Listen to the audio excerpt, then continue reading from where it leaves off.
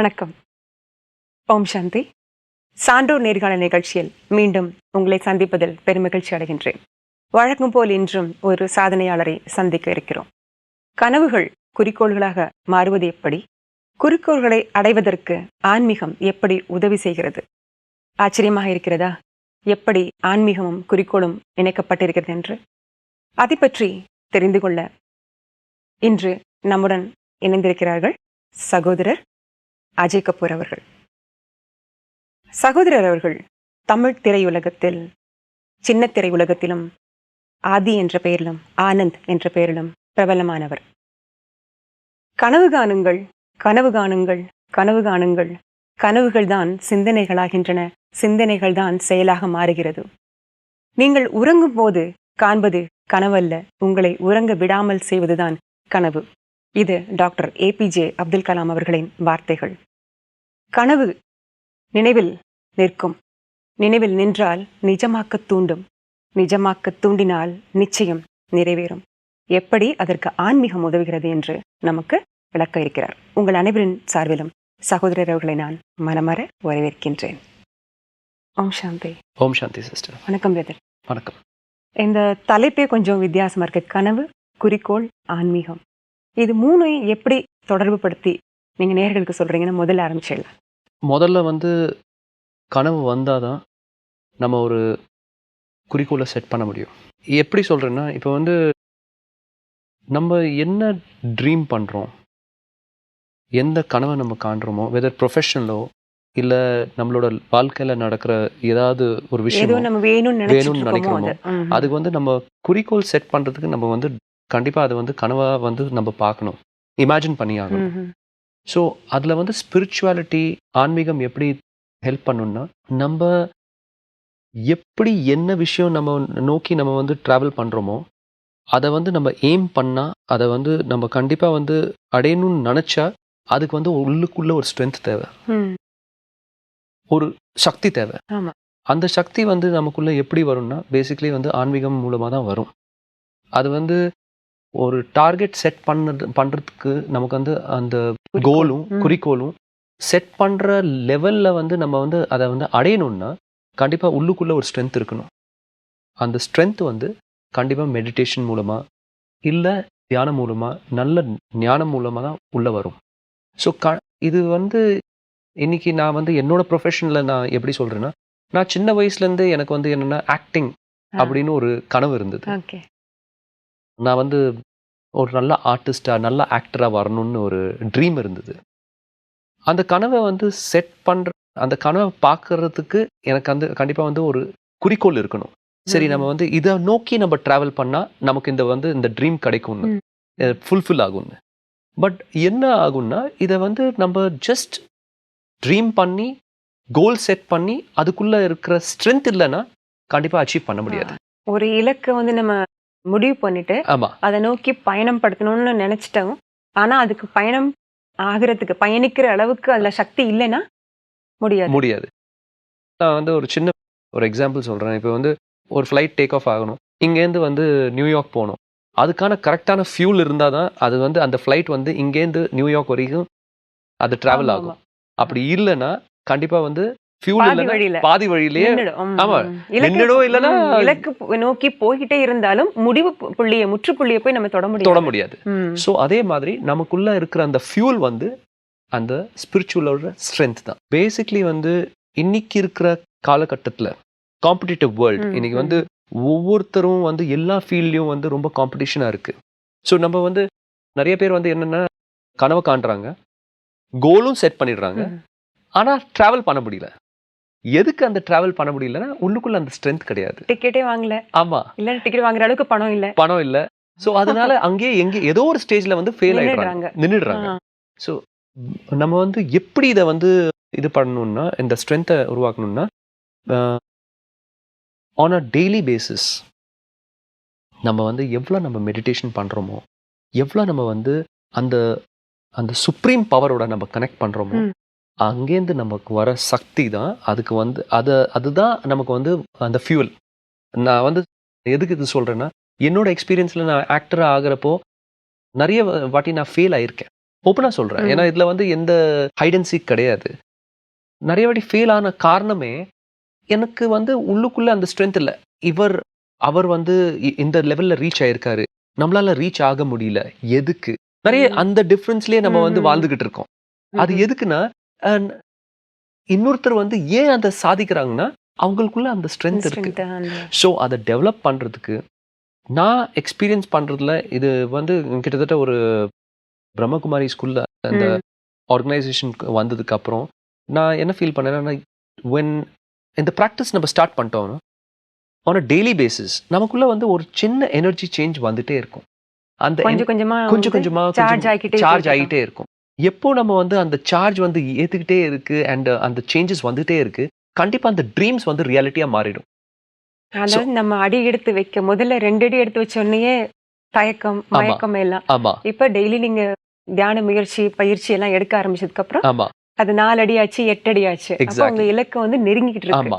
So அந்த dream வந்து ரியாலிட்டியா மாறுது. ரியாலிட்டி வந்து அந்த கோலுக்கு வந்து கரெக்டா போய் நம்ம வந்து சேர்றதுக்கு கரெக்டா இருக்கும். ஸோ பேசிக்கலி இது எல்லாமே 3ம் இன்டர் கனெக்டட் தான்.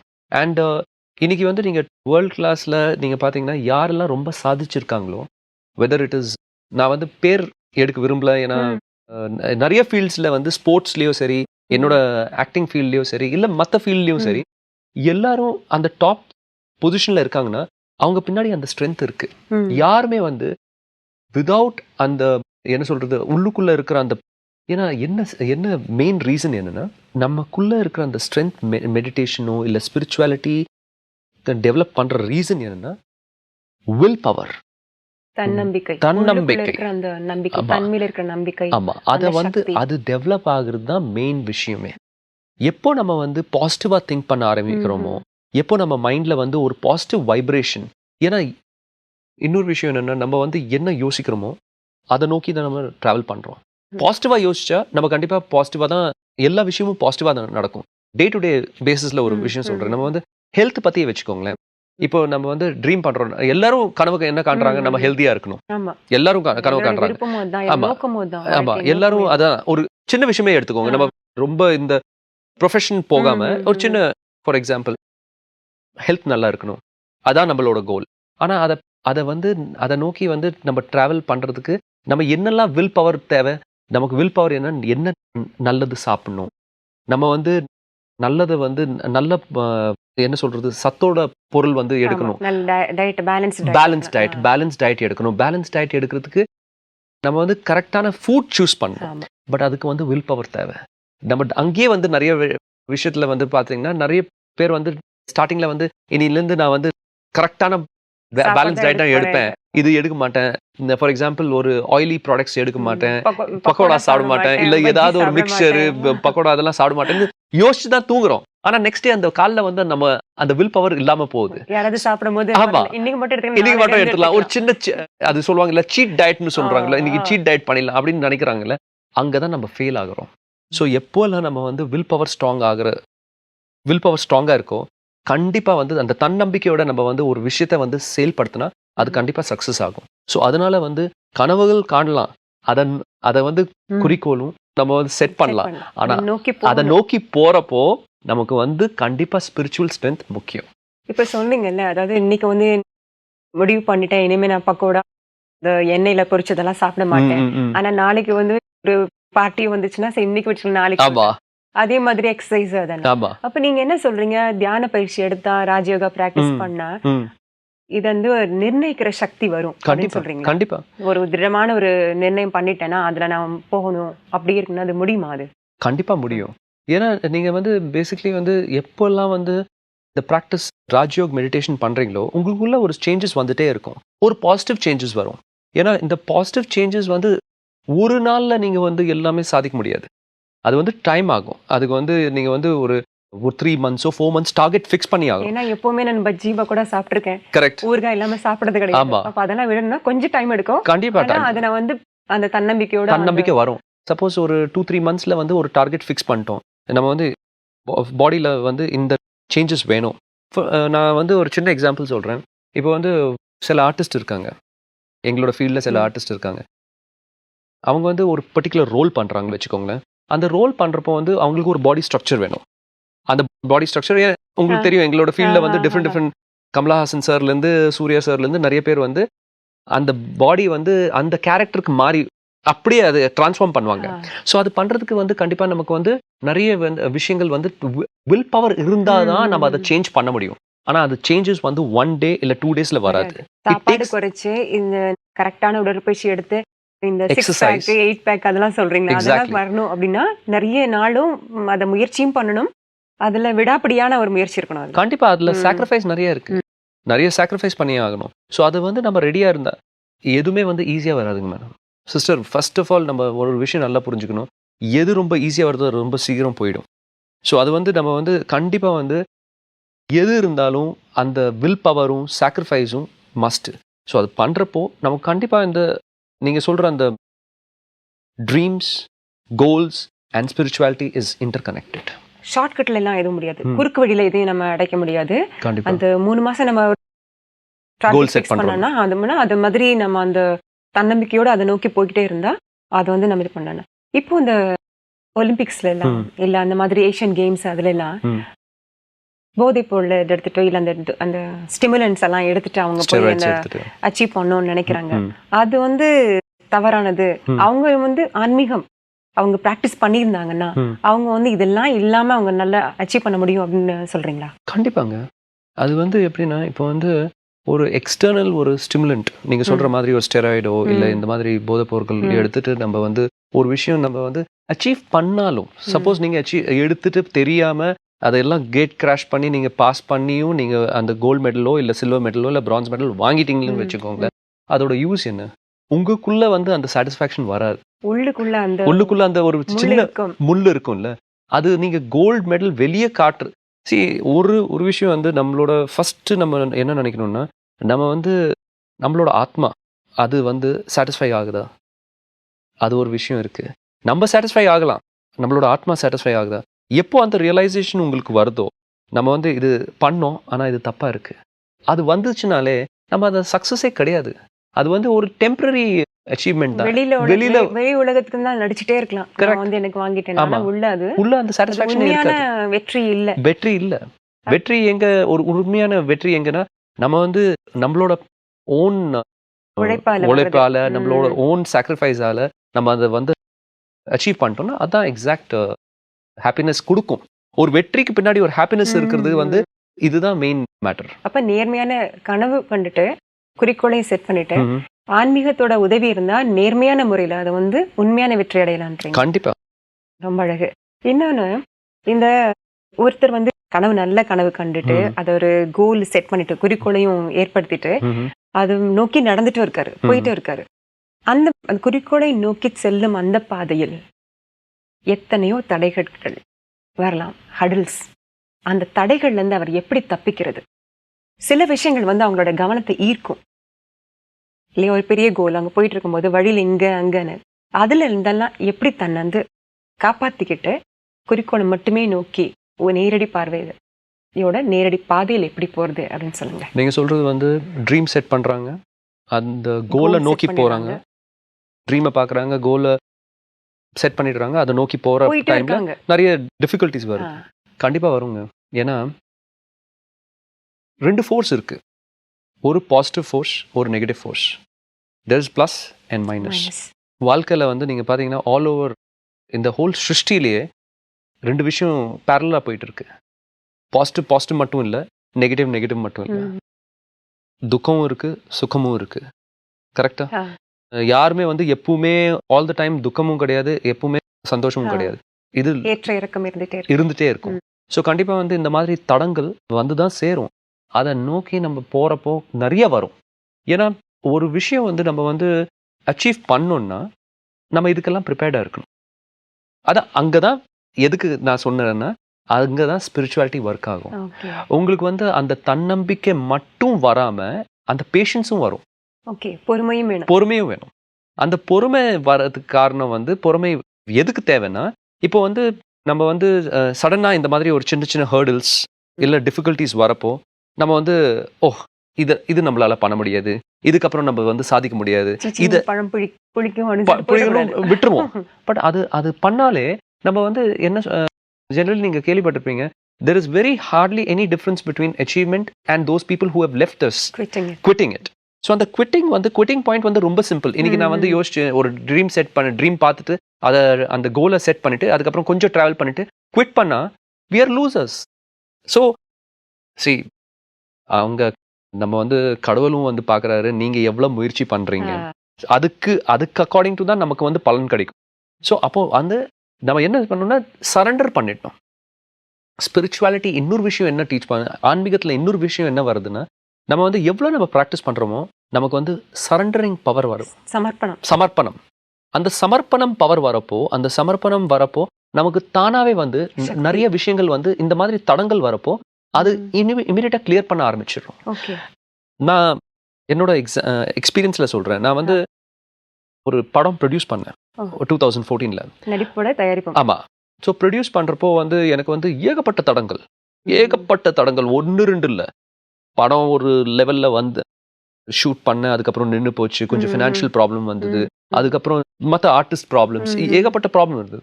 பட் என்னன்னா அது நான் வந்து டோட்டலாகவே வந்து ஈஸியாக எனக்கு குவிட் பண்ணுறதுக்கு வந்து ரொம்ப ஈஸி. ஒரே ஒரு செகண்டை இனி நான் டிசைட் பண்ண நாளைக்கு நான் குவிட் பண்ணிட்டேன்னா முடிஞ்சு போச்சு.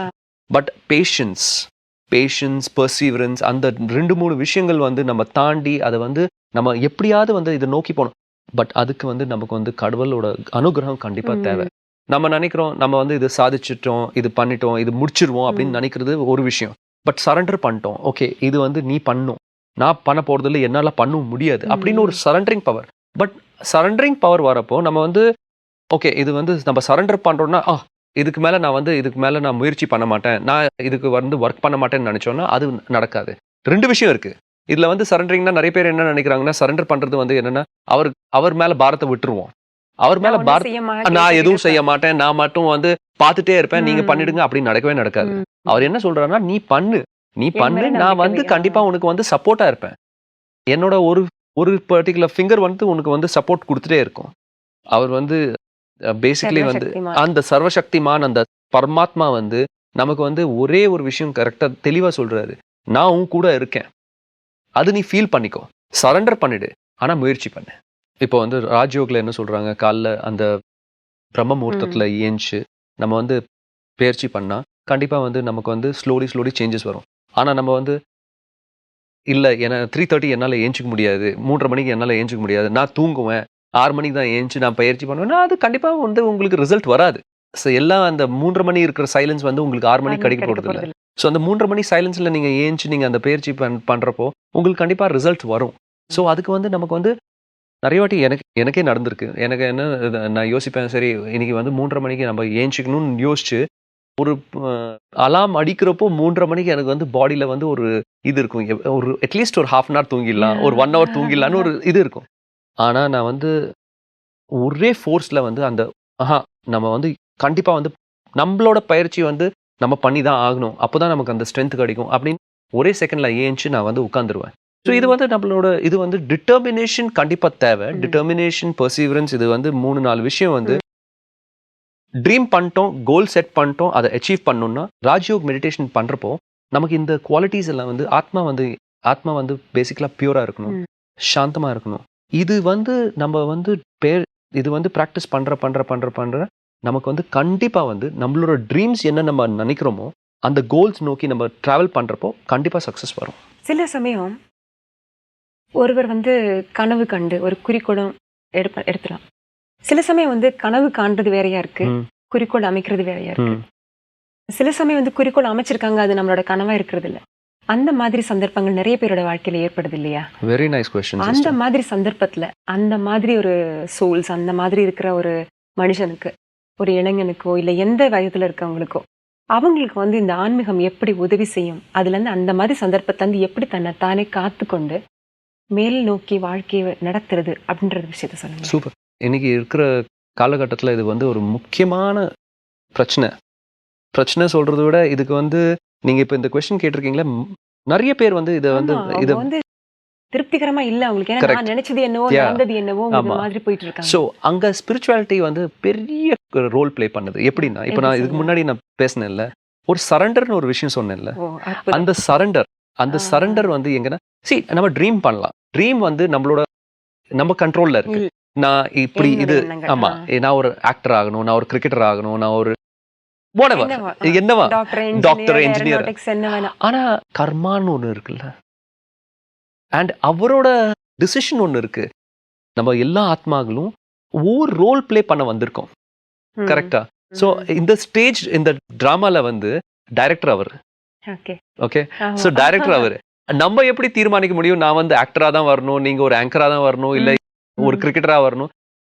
கண்டிப்பா வந்து நம்மளோட டிசிஷன் வந்து ட்ரீம் பண்ணலாம், கோலும் செட் பண்ணலாம், பட் அப்படி நடக்கணும்னு அவசியம் கிடையாது. ஸோ அந்த டைம்ல ஃப்ரஸ்ட்ரேஷன் வரக்கூடாது. வாழ்க்கைங்கிறது ஒரு டிராமான்னு சொல்லியிருக்கீங்க. எக்ஸாக்ட்லி. அதனால அந்த டிராமால அடுத்த சீன் என்னன்றது வந்து நமக்கு தெரியாது. டைரக்டர் சொன்னா ஆமா. தெரியும். ஃபார் எக்ஸாம்பிள் பார்த்திருப்பீங்க, எப்படின்னா ஒரு நம்ம டாக்டருக்கா படிச்சிருப்போம், ஆமா. ஓகே? ஆனா அவர் டாக்டர் பிராக்டிஸ் பண்ணாம வந்து வேற ஏதோ ஃபீல்ட்ல பண்ணிக்கிட்டு இருக்காரு. ஒரு என்ஜினியர் வந்து என்ஜினியரிங் காலேஜ்ல படிச்சுட்டு அவர் வந்து வேற ஃபீல்ட்ல ஏதோ ஈவன் வந்து அவங்க வந்து ஃபீல்டுல போகாம இன்ஜினியரிங் முடிச்சுட்டு லெக்சரரா கூட இருக்காங்க. கரெக்ட். டாக்டருக்கு படிச்சுட்டு அவங்க கிளினிக்ல இல்லாம லெக்சரரா ஆமா. இருக்காங்க. ஸோ அது எதுக்குன்னா, இது வந்து பேசிக்லி வந்து நம்ம வந்து ட்ரீம் பண்ணலாம், டார்கெட் செட் பண்ணலாம், ஆனா டைரக்டரோட கால் இருக்குல்ல, அவரோட டிசிஷன் தான் ஃபைனல்.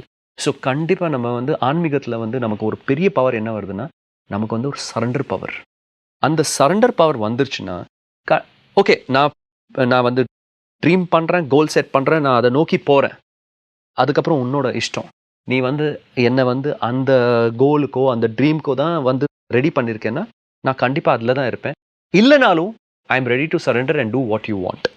அது அந்த ஒரு சின்ன விஷயங்கள் நமக்குள்ள வந்துருச்சுன்னா, அந்த ஸ்ட்ரென்த் நமக்குள்ள வர்றதுக்கு ஆன்மீகம் எவ்வளோ உதவியா இருக்குன்னு இது வந்து ராஜயோக் மெடிடேஷன் நமக்கு வந்து சொல்லி கொடுக்குது. கனவு நம்ம வந்து பார்க்கலாம், குறிக்கோள் நம்ம வந்து செட் பண்ணலாம், அதை வந்து நோக்கி நம்ம போய்கிட்டே இருக்கலாம்.